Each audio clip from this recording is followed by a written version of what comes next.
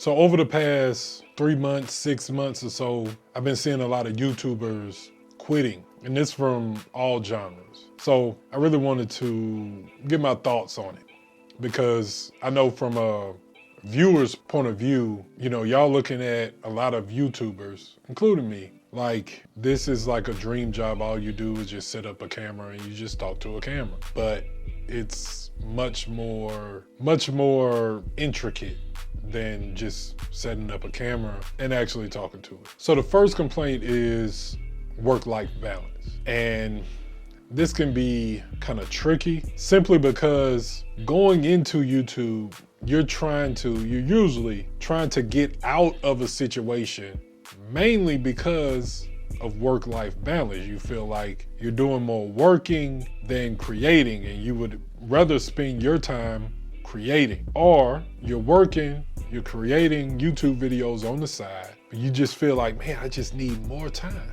If I just had more time to create, it would be good, it would be perfect. But what happens is you start to gain revenue on your YouTube, and of course you're gonna be like, you're gonna go with the thing that you enjoy the most.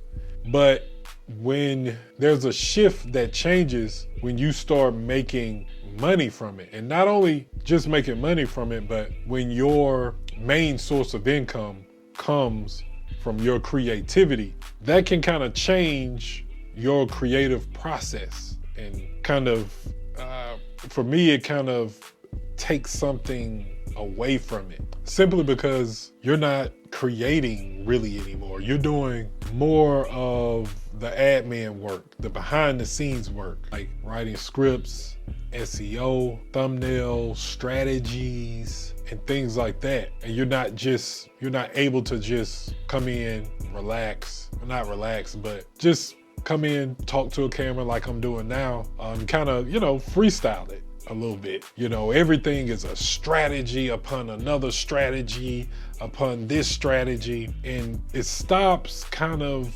becoming fun. And listen, this hasn't happened to me. You know, I'm well below the threshold of that happening to me yet, but I can see it happening. You know what I'm saying? I've experienced making videos and things like that, so I can see it happening. And so that is a large complaint with a lot of creators quitting. And then also, just being a creator, I know me personally, I think about making videos all the time, almost 24/7. It don't stop. No matter where I'm at, I'm thinking about, I can make a video doing this. Or if I'm watching a movie, I'm looking at a movie from like a director's point of view.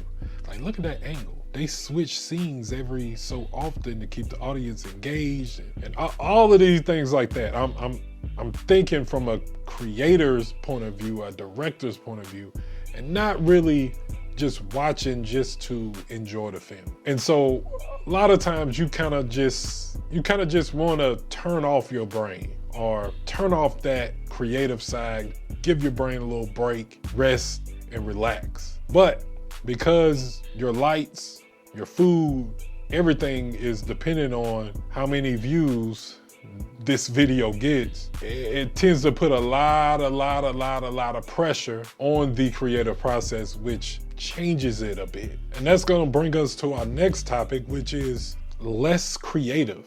I've been hearing a lot of them say they are essentially less creative than they was when they first started. And it's because of reasons, like I said before, they are doing more of the behind the scenes stuff simply because their brand or whatever has grown bigger and bigger. And so to meet the demands of the viewers, also to make more money, which all of us want to do, you know, they hire a team and then they go on to manage that team, because who is, you know, in the right position to manage a team that is making videos for your channel that you started? Like, who else is more qualified than you? So they go on to do this, and you know, as a creator, we have to create. Like, we have to be like in that process of creating. And if we don't, something's a little off. Like we don't feel quite right. You know, some can do it for longer than others, but as you can see from all of the YouTubers quitting and everything else like that, they need to be a part of that process that they once started when they had smaller followers.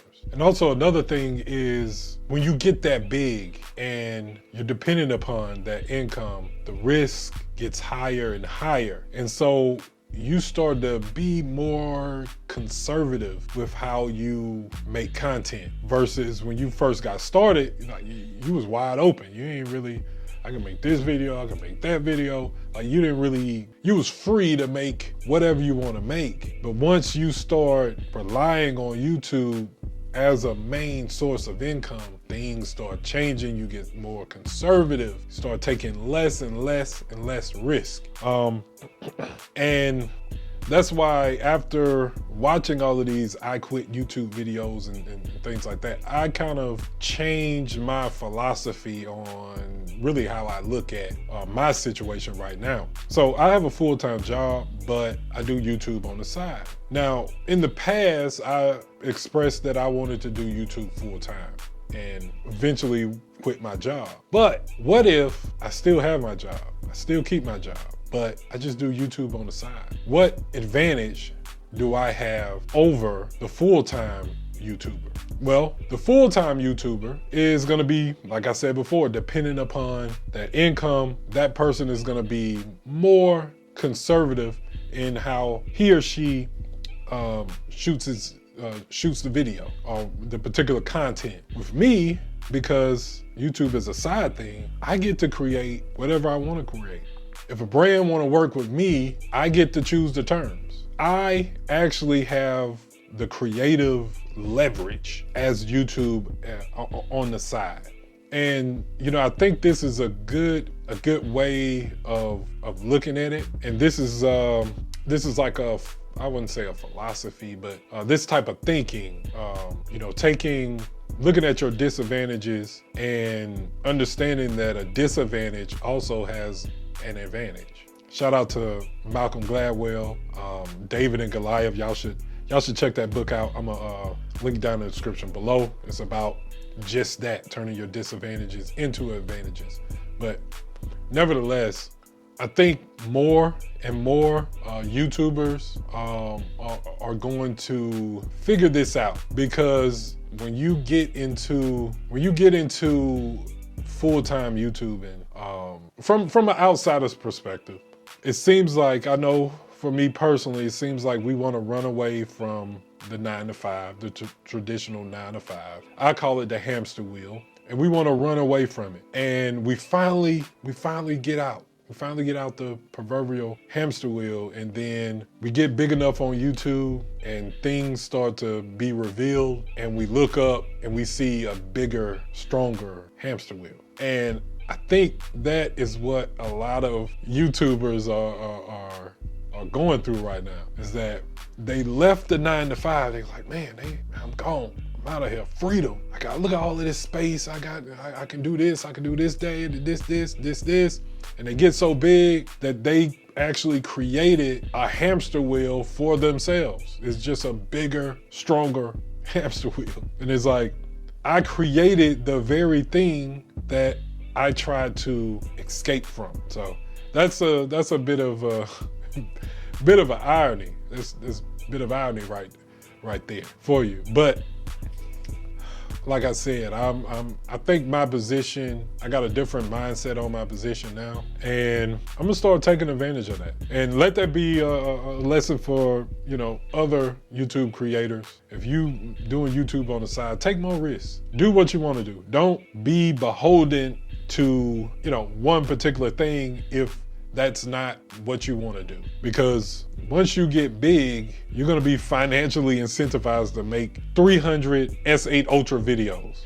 Listen, hats off to y'all that can make 500 videos about one tablet. My God, listen, I can't do that. Like I'm so tired. I'm tired of making videos about S8 Ultra. I'm tired of making videos about the different art software for Android. And that's one of my the people probably watching this video probably got introduced to me through that video. And so if I make another video, it would be advantageous for me to make another video like that. But I don't want to. I'm sick and tired of it.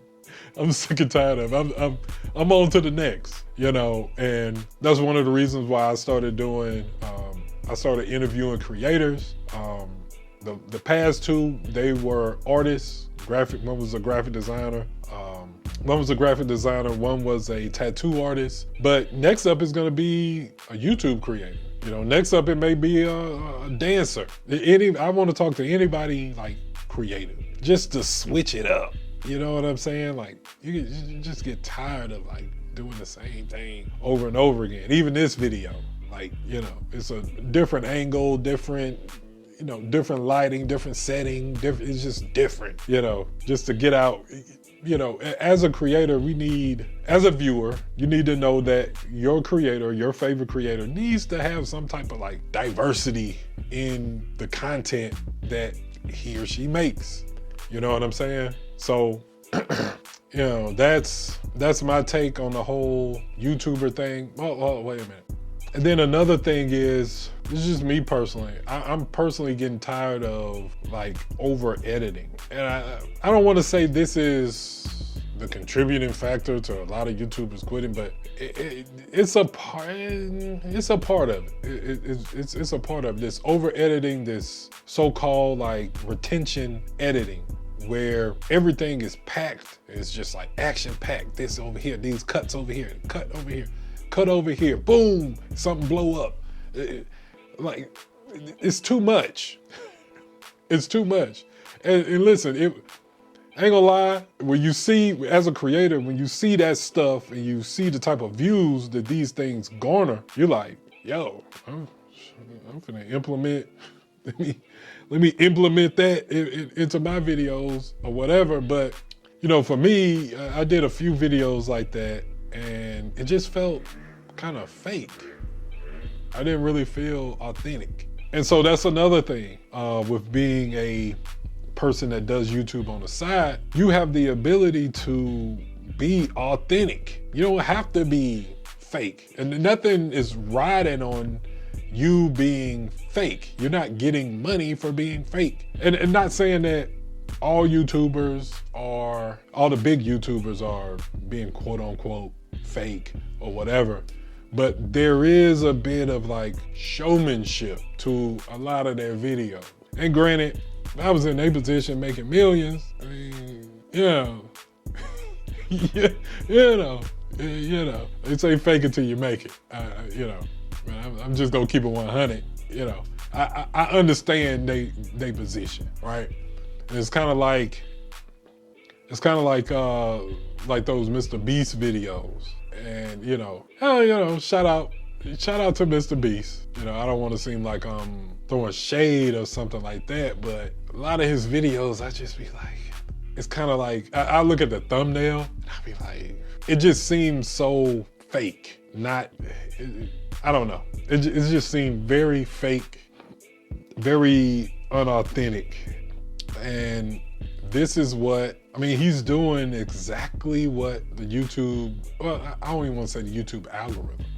He's doing what the analytics say to do, you know, and I don't know.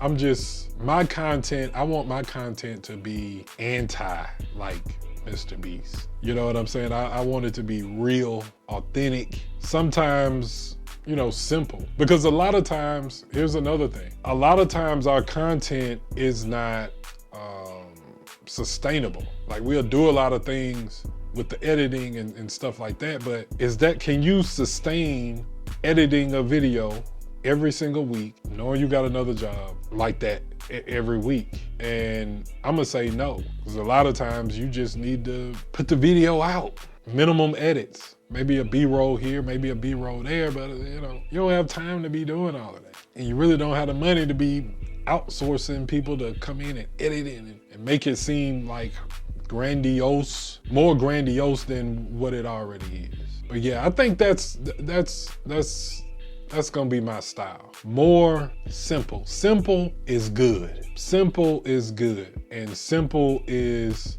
sustainable. Yeah, I think that's my new style. But anyway, what do y'all think about all of these YouTubers quitting? Comment below. Comment, you know, if you have a favorite creator that has called it quits. You can drop the name down below. We could talk about it. We can have a discussion or whatever. But anyway, I'll holler at y'all next time. Believe that.